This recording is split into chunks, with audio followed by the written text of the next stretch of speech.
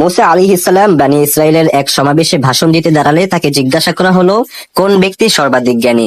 মুসা আলাইহিসসালাম বললেন, আমি সর্বাধিক জ্ঞানী। জ্ঞানকে আল্লাহর দিকে সোপর্দ না করার কারণে আল্লাহ তাকে তিরস্কার করে বললেন, দুসাগরের সঙ্গমস্থলে আমার এক বান্দা রয়েছে যিনি তোমার চেয়ে অধিক জ্ঞানী। মুসা আলাইহিসসালাম বললেন, হে আমার প্রতিপালক, আমি কিভাবে তার সাথে সাক্ষাৎ করতে পারি? তখন বলা হলো, তুমি একটি থলিতে করে একটি মাছ নাও, যেখানে তুমি মাছটি হারিয়ে ফেলবে সেখানেই আমার সে বান্দা আছে। অতঃপর মুসা আলাইহিসসালাম একটি মাছ ধরে থলিতে রাখলেন।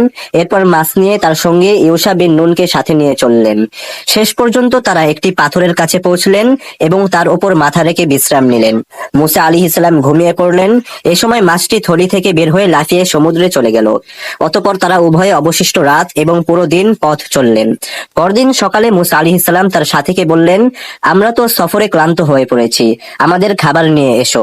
মুসা আলাইহিসসালামকে আল্লাহ যে স্থানে যাবার কথা বলেছিলেন